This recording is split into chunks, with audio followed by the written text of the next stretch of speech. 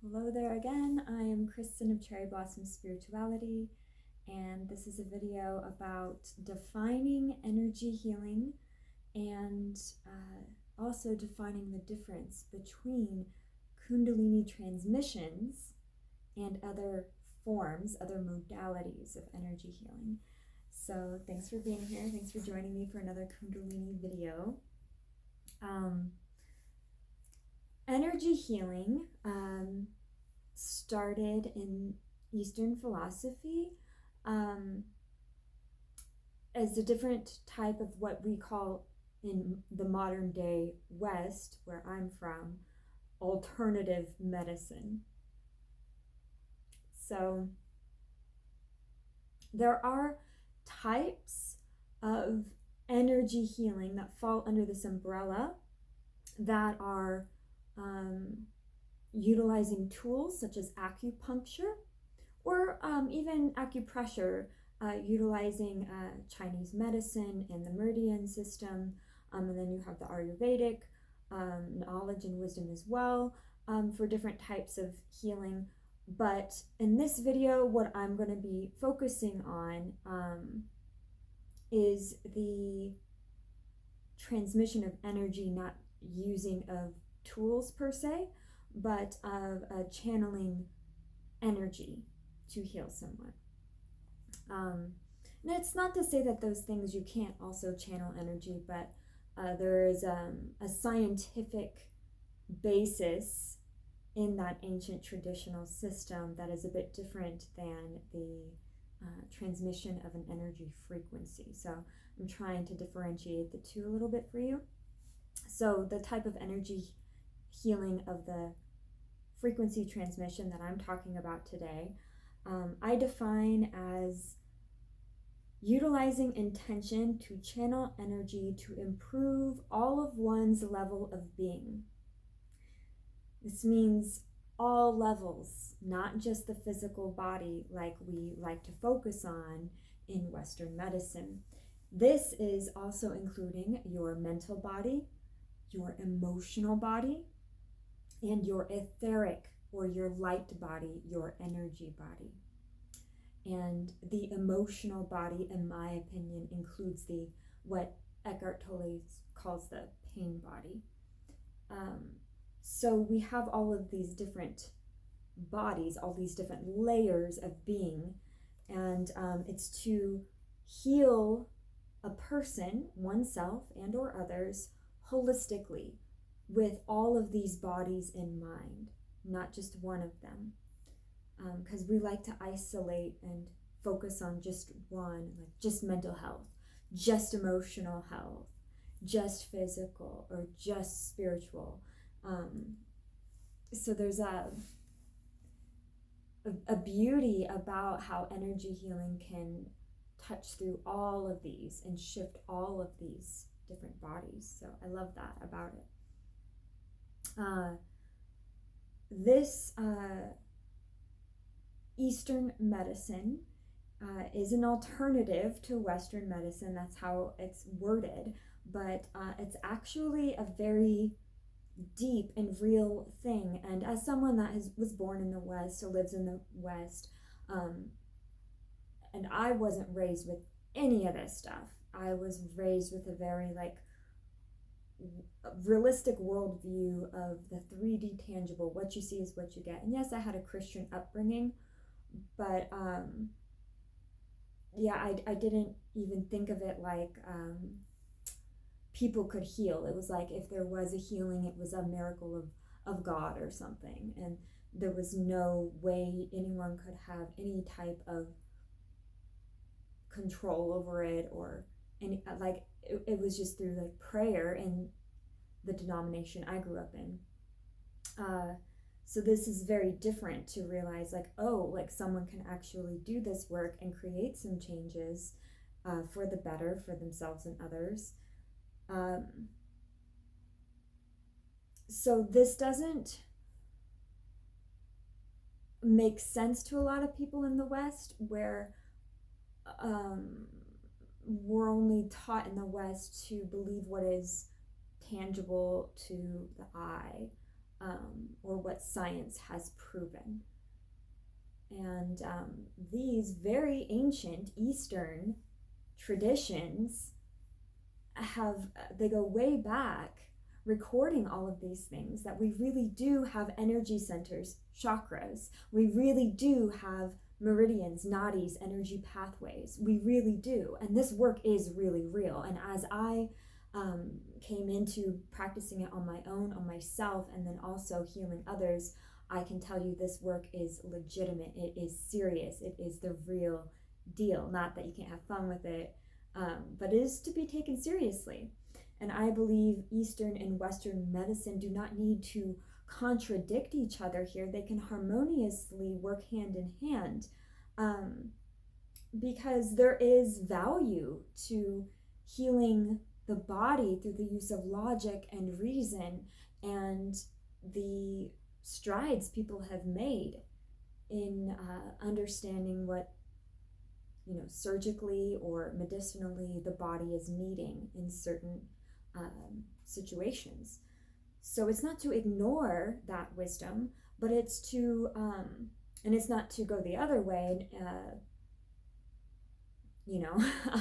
ignore it the other way around. But I think the future of humanity is to combine these, to understand that, in my opinion, the root of most physical ailments is emotional trauma of trapped emotions and limiting beliefs, disassociated, disowned, fractalized parts of oneself in the subconscious. Not all, of course, some are ancestral or from other lifetimes, or it could just be from an injury or exposure to something in this life physically. But as a rule of thumb here, I think we are needing to look at medicine in general as something holistic and not just for the physical body, to include both Eastern and Western medicine here. So back to the words, energy, healing. With the etymology of healing, it means to make whole again. So here's a paradox, bear with me. Everyone is already whole, but because of all of the stuff we experience in our physical lives, we forget. Healing clears resistance and integrates wounded pieces back to the natural state of knowing your wholeness. And I know that's a little bit hard to wrap the brain around, because we like to think, well, you need healing if you're damaged, if you're not healthy. It's the opposite of healthy, right? It's to make you healthy, to make you whole. But you can get caught in this loop of victimhood and disempowerment, where you're not able to truly align with your highest timeline of full health if you're keeping yourself in that state. So it's important for me to bring this up, because as humans, healing is a never-ending journey. We are healing layer after layer after layer. Anyone on a spiritual awakening journey on this path that is watching this can probably attest to this and understand that the healing is just like, it keeps going. It just keeps going. And over time, it can become less confusing, burdensome, strenuous, or exhausting. It can become more empowering, and you can trust in whatever strategies or modalities you are using for your healing. And I like to supplement a lot of different types. But anyway,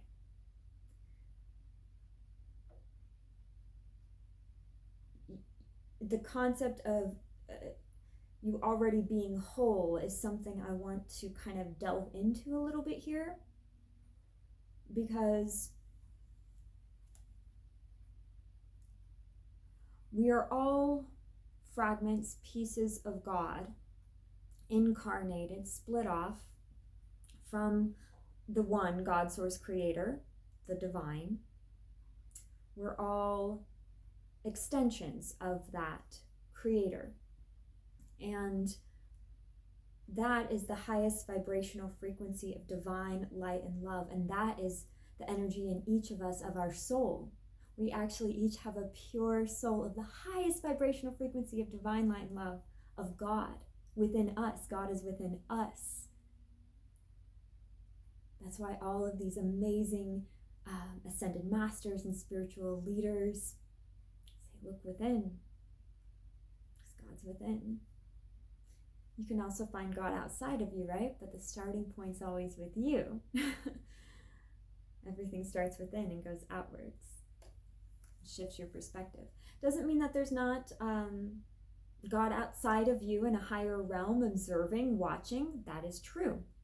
We each also have our higher self and our spirit teams watching us as well. And our higher self is part of that same highest vibrational frequency of the divine, of God Source Creator.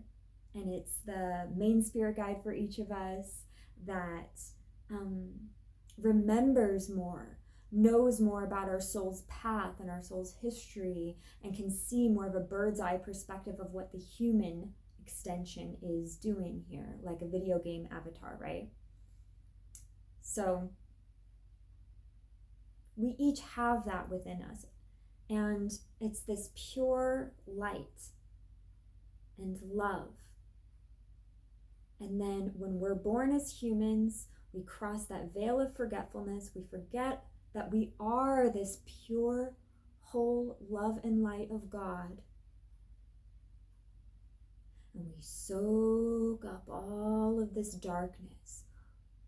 We experience traumas. We inherit negative energy patterns. We take on limiting beliefs. We have a lot of hardships that make it difficult in this physical life experience. Human life can be really tough. And it covers up our love and light, and we forget that we're already whole. So the concept of healing, because it's an ongoing process here, this is typically how it works. It's a peeling off in layers of this darkness, of the things you have soaked up, to reveal your truth of this divine, sparkling love and light of God Source Creator. And now this isn't to say miracles can't happen, because they can. Healing miracles can happen instantly. If there is divine intervention on your soul's blueprint for this and you're open to it, that can happen. If you shift your state of being, your vibrational frequency, very high instantaneously, and all of your subconscious parts of you are on board with you and also vibrate there, then boom, you can have an instant miracle manifestation. That can happen. But typically, as a rule of thumb, and when I talk to my team about this, my spirit team, it's that it's sometimes too much of a shock and we need to heal in layers. Typically it's done peeling off layer by layer by layer by layer and becoming more of our authentic soul level truth of that high vibrational frequency of God Source Creator. Okay? So I hope that explained that. Energy work is all about attuning us back to ourselves and back to a closer connection with God. And these are energy healing abilities, are God-given creative powers. And we can use these to make changes for the betterment of ourselves and others. Many ascended masters showed us these miracles to show us that we have the capability as well. This is very misunderstood. We typically put someone that has done healing miracles on a pedestal, and then we say they're the divine one, or they're also God, the one God. And we we don't believe that they're just a teacher showing us the way, which is what I believe that these ascended masters were doing, is trying to show us we have these capabilities too, and this is part of the ascension path for humanity's evolution. For those that are on a spiritual awakening journey and called to this energy work, obviously not everyone is, and that's okay. You don't have to do energy healing or receive energy healing to be growing spiritually at all. This is optional, but many people are typically drawn to it and interested in it, and it is very beneficial, at least for me, speaking personally. So these ascended masters are just trying to teach us. And humans, we forget that we are capable beings. And we don't need to always give away our power. I believe that these ascended masters wanted us to be empowered in our own abilities here, to better ourselves and others. With ethics, of course. Respect to everyone's free will. This isn't to abuse our abilities or to dominate or domineer or control other people with our abilities. That's not what I'm talking about. I'm talking about a healthy manipulation that is for the best and highest good of you and for others. The next point I want to make, piggybacking off of all of this, is that all energy healing, no matter the modality, is a transmission of vibrational frequency that works like a tuning fork. Bashar says this, I totally agree. So the healer is sending a frequency. The recipient believes it's real, or at least believes it enough to try it, and is open-minded, and is open to receive, and they intend to receive this energy healing. And that is what makes that recipient attuned to the frequency that the healer is sending out. And that's what does the healing. I love this quote by Miriam Hasna. A healer does not heal you. A healer is someone who holds space for you while you awaken your inner healer so that you may heal yourself. Now that's what it's really about, okay? So it's not about putting any healer on a pedestal, giving your power to them, saying that you need them all the time. They're there to help, to assist, to support. But the real healer is within you. Please don't create a guru complex with a healer. Understand that your ability and openness and willingness, your intention to receive, is what is doing the healing. The person that is sending the frequency is a facilitator that is holding space in that frequency. That's what they're doing.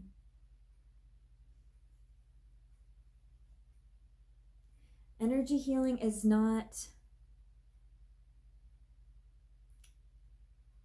something that everyone is called to, and that's fine. And like there's even examples of stuff in the West, you know, that is energy healing, like exorcisms are a type of energy healing to remove dark entities and demons from a person. That is healing.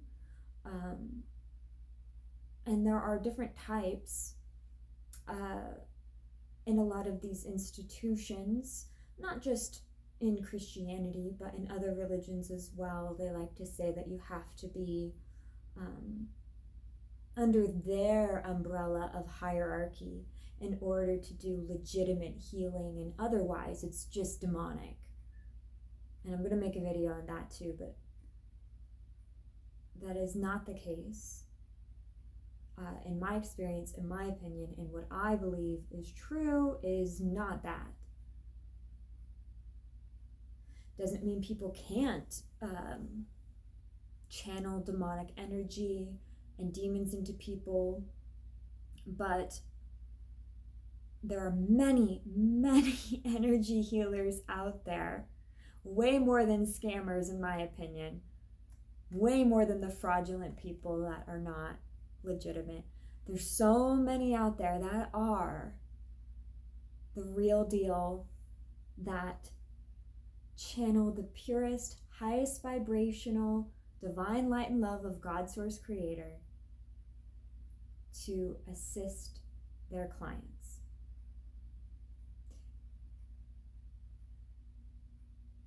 It's not something to be scared of, is what I'm trying to say. If you're called to it, you're going to be called to the one that is most resonant for you. And no form of energy healing, no modality is better or worse than another. Same with practitioners, facilitators, healers, whatever you want to call it. No one is better than another, right? It's all about resonance. It's all about what you feel and know and intuit is best for you in that moment, in this time of your life, with whatever you are dealing with. It's all about resonance of energetic, vibrational frequency. So there are different types of energy healing. There's way more than I'm going to list here, but here's a few. Reiki, sound healing, crystal healing, chakra balancing, ancestral healing, angelic healing, fairy healing, light language, Kundalini transmissions, house clearings, theta healing, pranic healing, breath work, spell work, and witchcraft rituals. And there's so many more, and people can create their own. It doesn't have to be something that's already made and already has a certification program. Like, someone can literally create their own energy healing modality. So there's so many different types, and I encourage you to research. If you're drawn to this, if you're watching this video, you most likely are, but to see what you're really drawn to. You can pray about it, you can watch videos, you can read, you can talk to people about it, you can Google it. There's books out on a lot of these different ones. So I encourage you to take your time until you feel confident, so you can feel safe to truly, deeply receive whatever it is that you are choosing to receive, if you want to. All right, back to the words energy healing. Let's go to the word energy now. Energy, what is it? All of it is, everything is energy. All is energy at a cellular level. It is the building blocks of life. What's in our atoms? What's the protons, neutrons, and electrons that we have? It's energy. And the energy vibrates, right? It moves. And then it creates waves, which are the frequencies. And these are at different levels, low to high. You can look up like a scale of consciousness, dimensional scales of vibrational frequency, and you can see the kind of, there's discrepancy on the details, but you can understand that there's a range here, right? So, because everything is energy, healings are so valuable because they go straight to shifting the vibrational frequency of the cells within you. And this is also in your energy field, the non-physical particles of us, right? In our mental, emotional, and etheric, or our light body, in addition to our physical bodies. So how neat is that? That healing can literally shift you on a cellular level. This is how you can shift your life. You can shift your timeline.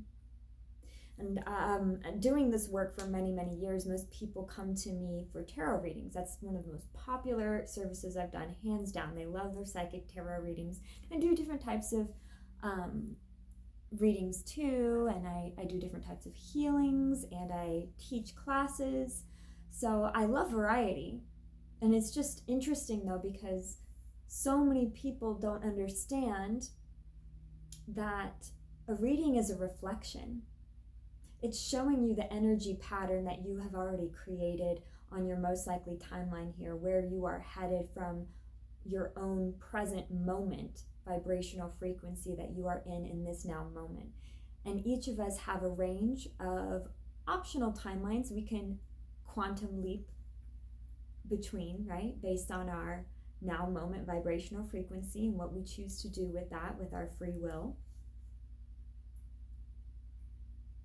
But healings, they can really help you jump from one timeline to another. Doesn't mean that a reading can't be also healing and can't give you an awareness that could maybe shift you as well. But for the most part, it's a mirror. And it's saying, okay, this is where your energy's at, this is what's been influencing you, and this is where you're most likely headed. And so some people get mad when they're like, well, but it's like a maybe. Why is it a maybe? Why is it not a yes or no for the future? Because there's an indecision within the client, right? There's a yes, no within the client, and it's being reflected in the cards. So anyway, that's what's so cool about healings. And readings and healings can work hand in hand like that. And you can see like where your frequency is and where you're headed towards your desires or not towards your desires. And readings can help you to know like you're on track or there's something you'd like to shift, and healings can help you to shift that. It's pretty neat. I also want to say that anyone can literally channel anything as a healer. I personally don't recommend receiving from anyone that channels their own energy from their own body, because that will just deplete them. Or, this is just my thing, I am not down to have someone channel satanic, demonic, any kind of dark entity kind of energy work onto me. See what resonates with you if you're called to do this work for yourself, or find someone to heal with you. Find a healer who is doing their own healing work so that they are as clear of a channel, as clear of a vessel as they can be for that high vibrational divine light and love frequency of God, Source, Creator to flow through them. It helps to find someone that has the same beliefs and values as you as well. And you're probably going to be drawn to these people that are your healer. You're going to be like intuitively magnetized to them. And it's not to like diss or have any derogatory judgment towards anyone that does things differently. It's just my personal advice here is a healer first has to work on themselves enough to not let their own stuff cloud a session with a client. So finding someone that's in their integrity and in their authenticity that you feel safe with, that you trust, and you can intuitively sense and know and feel, they are a channel of the light and love of God. Like you can feel it, you know? So finding that, so you can trust it, so you can relax and really receive. And if you want to do this work on your own, obviously you can look up certification programs and read books and all of that and take courses. But you can start by meditating and praying and asking to be healed by God. You can employ the additional support of your angels, your spirit guides, your ancestors, whatever beings you would like to add in there to assist this. So that's a great starting point, and see if you feel different, see if you're open to it, see if you experience anything. And then if you want to work with someone else, you can research and see, I like the feel and sound of this modality. That brings me to the difference between Kundalini energy healing and other types of energy healing. So a really great pranic healer named Lily Reyes once told me, Reiki is like if you have, like say, a bowl or a vase of some dirty water and you want to clean it out. This method pours clean water into the dirty water to slowly detox and distill out the dirty water so it becomes more and more clean. And Reiki is one of the most gentle forms of energy healing. And a lot of people ask me, because it's one of the most popular forms of energy healing, a lot of people ask me, what's the difference between Kundalini Transmissions and Reiki? And I like to say, Kundalini Transmissions are like a fiery grounding type of Reiki. Because it's true. Because with Kundalini, instead of distilling slowly out the dirty water with clean water, in my opinion, Kundalini is like you're gonna like electrify that water, and the dirt's naturally going to transmute to clean water. And you could have different analogies for different ones. Like Lily said, pranic healing is literally coming in and taking out the dirty water. Yeah. So there's different types of energy healing that you may resonate with at different times in your life. But I love the different like descriptions here, right? Isn't that fun? But Kundalini is very energizing and grounding because it is this spiritual awakening energy within each person in our spine. It flows up and down once awakened. It's a spiritual awakening energy. So this is for people that want to grow a lot spiritually, that want to move forward on their spiritual path. It's for people that want to get up and go. That's what Kundalini Transmissions are for. It connects you with the Kundalini field of this planet, as well as the cosmos, which is also what makes it so grounding, not airy-fairy like a lot of these energy healing modalities can do, because it's such high vibrational frequency that's being channeled into someone, and it's sinking into their energy field and into their energy centers and energy pathways. And with Kundalini, it's connecting you with the earth. It's making sure that you are aligned in your soul's purpose and ready to make changes in your physical life experience, to be in alignment with your purpose, or purposes, I should say. So the way I see it, all energy healing, what it's really all about is, clearing away all resistance to have your Kundalini flow, because it is all about having it flow. Because Kundalini, what does it do? Connects us with that divine light and love, God, source, creator, light within us, within our soul, our part of God within each of us. It purges, cleanses and clears and balances and aligns our chakras. Helps us get into our soul's purposes and path of highest vibrational frequency, that timeline. And how does it do that? It aligns us with our higher self that I had mentioned earlier. So it's all about grounding in these high vibrational frequencies of the higher self within our physical body. to merge as our ideal versions of ourselves. And this is what the ascended masters like Jesus and many others have done. They merged with their higher selves, and that's how they were able to do so many amazing works. At least this is just my opinion.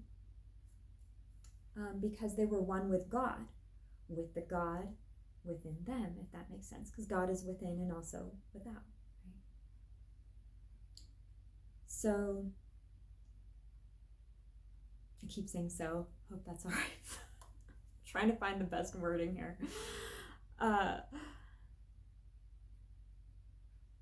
I love that Kundalini just cuts straight to the chase. All right, so it's about this energy flowing.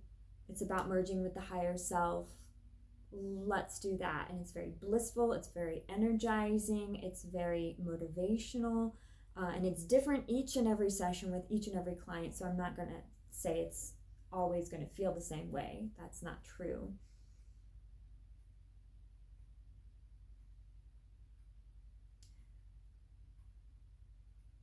But it's not just removing tension or removing beliefs that aren't serving us.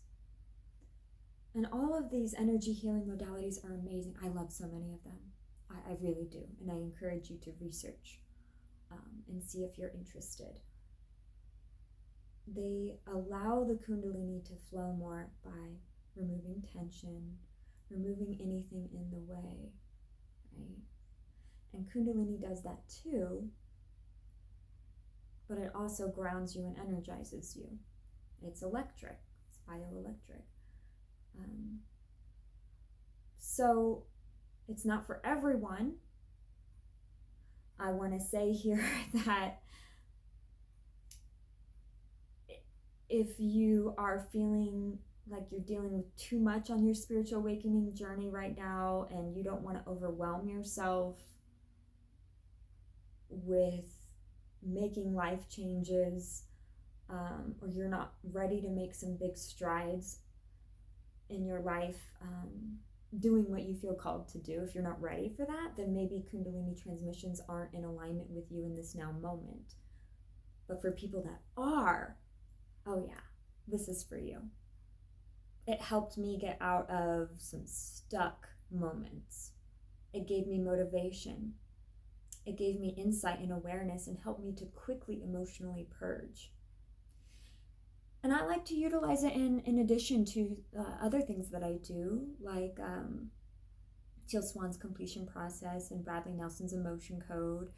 And you know, I love Reiki.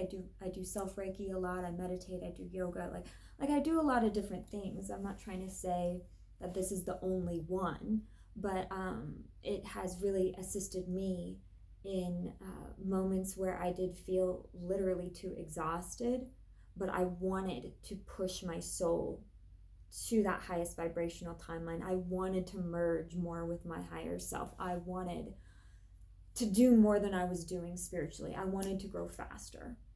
This helped me to do that.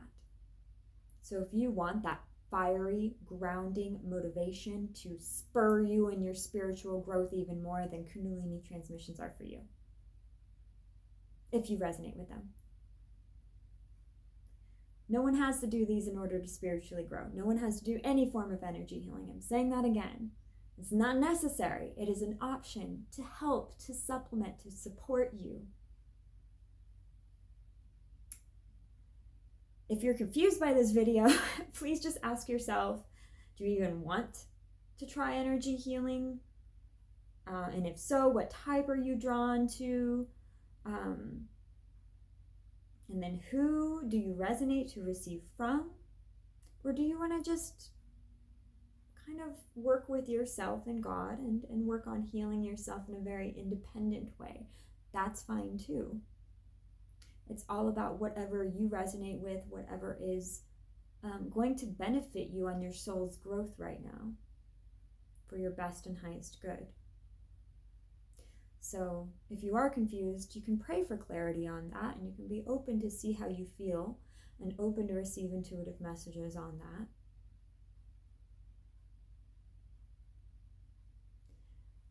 this work is something that is, I believe, going to keep growing in more popularity and people understanding that it is real and it is very helpful.